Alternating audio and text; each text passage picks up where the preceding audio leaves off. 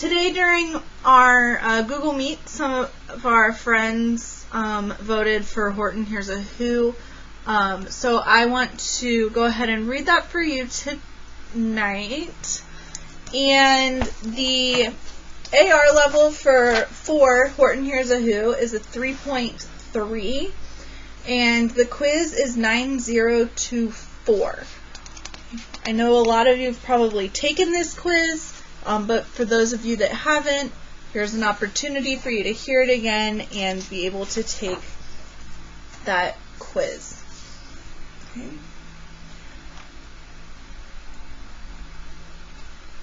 Try to get the camera to focus a little bit. On the 15th of May, in the jungle of Nool, in the heat of the day, in the cool of the pool, he was splashing, enjoying the jungle's great joys, when Horton the elephant heard a small noise. So Horton stopped splashing. He looked toward the sound. That's funny, thought Horton. There's no one around. Then he heard it again, just a very faint yelp, as if some tiny person were calling for help. I'll help you, said Horton, but who are you? Where? He looked and he looked. He could see nothing there but a small speck of dust blowing past through the air. I say, murmured Horton, I've never heard tell of a small speck of dust that is able to yell. So you know what I think? Why, I think that there must be someone on top of that small speck of dust, some sort of a creature of very small size, too small to be seen by an elephant's eyes. Some poor little person who's shaking with fear that he'll blow in the pool. He has no way to steer. I'll just have to save him because, after all, a person's a person, no matter how small. So gently, and using the greatest of care, the elephant stretched his great trunk through the air, and he lifted the dust speck and carried it over and placed it down safe on a very soft clover. Humph! Humphed a voice. 'Twas the sour kangaroo, and the young kangaroo in her pouch said, Humph! too.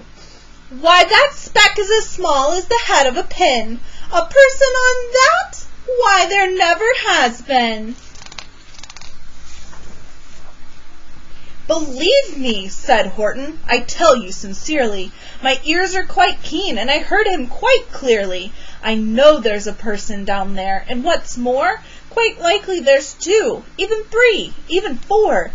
Quite likely a family, for all that we know, a family with children just starting to grow. So please, Horton said, as a favor to me, try not to disturb them. Just please let them be. I think you're a fool, laughed the sour kangaroo.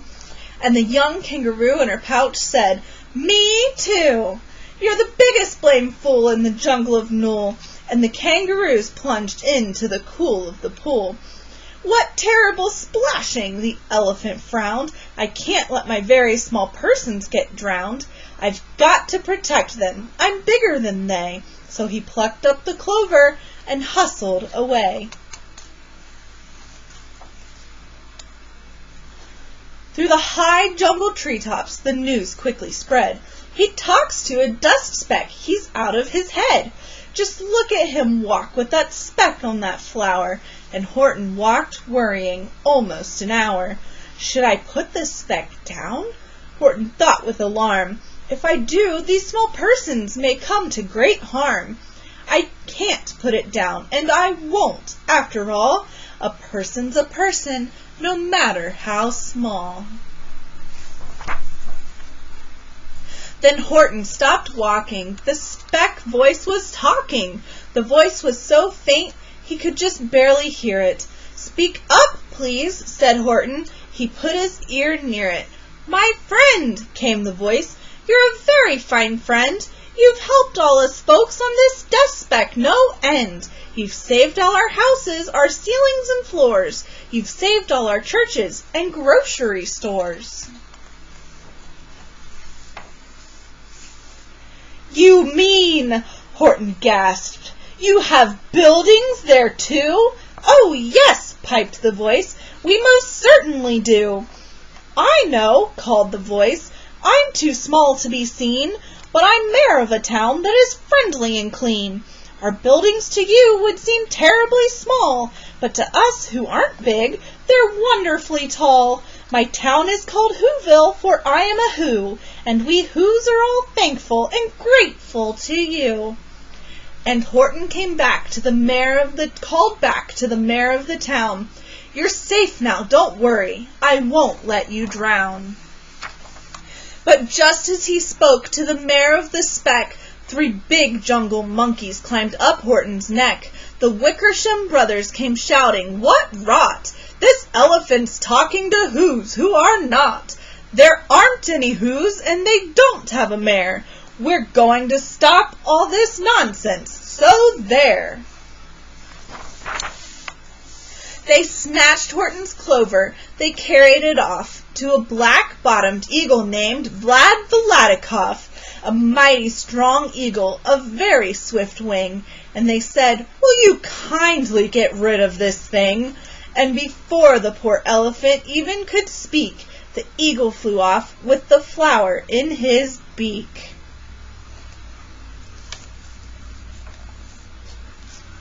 All that late afternoon and far into the night, that black-bottomed bird flapped his wings in fast flight, while Horton chased after with groans over stones that tattered his toenails and battered his bones, and begged, "Please don't harm all my little folks, who have as much right to live as us bigger folks do." But far, far beyond him, that eagle kept flapping, and over his shoulder called back, "Quit your yapping! I'll fly the night through. I'm a bird, I don't mind it, and I'll hide this tomorrow where you'll never find it." And at 6:56 the next morning he did it. It sure was a terrible place that he hid it. He let that small clover drop somewhere inside of a great patch of clovers 100 miles wide. "Find that," sneered the bird, "but I think you will fail," and he left with a flip of his black-bottomed tail.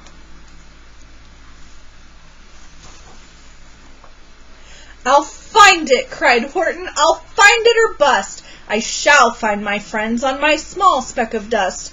And clover by clover by clover with care, he picked up and he searched them and called, "Are you there?" But clover by clover by clover he found that the one that he sought was just not around. And by noon poor old Horton, more dead than alive, had picked, searched, and piled 9,005. Then on through the afternoon, hour after hour, till he found them at last on the 3,000,000th flower. "My friends," cried the elephant, "tell me, do tell, are you safe? Are you sound? Are you whole? Are you well?" From down on the speck came the voice of the mayor. "We've really had trouble, much more than our share. When that black-bottomed birdie let go and we dropped, we landed so hard that our clocks have all stopped. Our teapots are broken, our rocking chairs smashed, and our bicycle tires all blew up when we crashed. So Horton, please," pleaded that voice of the mayor's, "will you stick by us Whos while we're making repairs?" "Of course," Horton answered, "of course I will stick. I'll stick by you small folks through thin and through thick." "Humph!" humphed a voice. "For almost 2 days you've run wild and insisted on chatting with persons who've never existed. Such carryings on in our peaceable jungle. We've had quite enough of your bellowing bungle. and I'm here to state, snapped the big kangaroo, that your silly, nonsensical game is all through. And the young kangaroo in her pouch said, "Me too." With the help of the Wickersham brothers and dozens of Wickersham uncles and Wickersham cousins and Wickersham in-laws, whose help I've engaged, you're going to be roped and you're going to be caged. And as for your dust speck, ha! That we shall boil in a hot steaming kettle of bezel-nut oil. "Boil it!" gasped Horton. "Oh, that you can't do. It's all full of persons. They'll prove it to you." "Mr. Mayor," Horton called. "Mr. Mayor, you've got to prove now that you really are there. So call a big meeting, get everyone out. Make every who holler, make every who shout, make every who scream. If you don't, every who is going to end up in a basil nut stew." And down on the dust speck, the scared little mayor quick called a big meeting in Whoville town square, and as people cried loudly, they cried out in fear, "We are here! We are here! We are here! We are here!" The elephant smiled. "That was clear as a bell. You kangaroos surely heard that very well." "All I heard," snapped the big kangaroo, "was the breeze and the faint sound of wind through the far distant trees. I heard no small voices, and you didn't either." And the young kangaroo in her pouch said, "Me neither."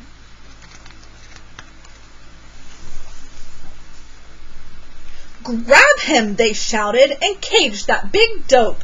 Lasso his stomach with 10 miles of rope. Tie the knots tight so he'll never shake loose. Then dunk that dumb speck in the bezel-nut juice." Horton fought back with great vigor and vim, but the Wickersham gang was too many for him. They beat him, they mauled him, they started to haul him into his cage, but he managed to call to the mayor, "Don't give up, I believe in you all. A person's a person, no matter how small, and you very small persons will not have to die if you make yourselves heard, so come on now and try." The mayor grabbed a tom-tom, he started to smack it, and all over Whoville they whomped up a racket. They rattled tin kettles, they beat on brass pans, on garbage pail tops and old cranberry cans. They blew on bazookas and blasted great toots, on clarinets, oompas, boompas, and flutes. Great gusts of loud racket rang high through the air. They rattled and shook the whole sky, and the mayor called up through the howling mad hullabaloo, "Hey, Horton, how's this? Our sound coming through?" And Horton called back, "I can hear you just fine, but the kangaroo's ears aren't as strong quite as mine. They don't hear a thing. Are you sure all your boys are doing their best? Are they all making noise? Are you sure every who down in Whoville is working? Quick, look through the town. Is there anyone shirking?" Through the town rushed the mayor from the east to the west, but everyone seemed to be doing his best. Everyone seemed to be yapping or yipping. Everyone seemed to be beeping or bipping. But it wasn't enough, all this ruckus and roar. He had to find someone to help him make more. He raced through each building. He searched floor to floor. And just as he felt he was getting nowhere and almost about to give up in despair, he suddenly burst through a door, and that mayor discovered one shirker quite hidden away. In the Fairfax Apartments, apartment 12J, a very small shirker named Jojo was just standing and bouncing a yo-yo, not making a sound, not a yip, not a chirp, and the mayor rushed inside and he grabbed the young twerp.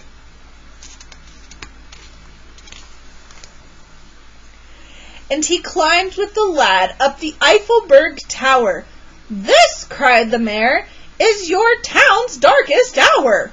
The time for all who have blood that is red, to come to the aid of their country," he said. "We've got to make noises in greater amounts, so open your mouth, lad, for every voice counts." Thus he spoke as he climbed. When they got to the top, the lad cleared his throat and shouted out, "Yop!"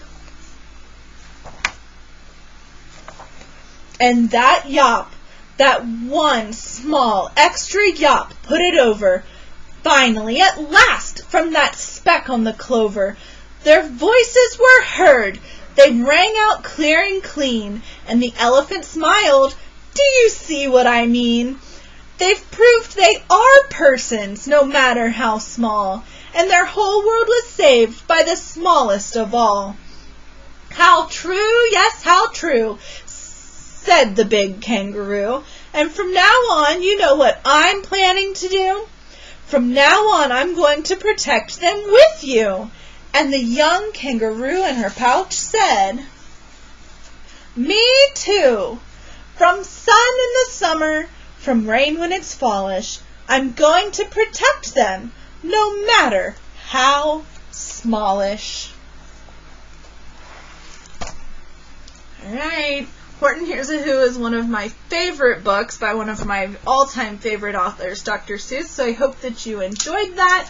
Once again, the AR level is a 3.3 and the quiz number is 9024 if you haven't already taken a quiz on it this year.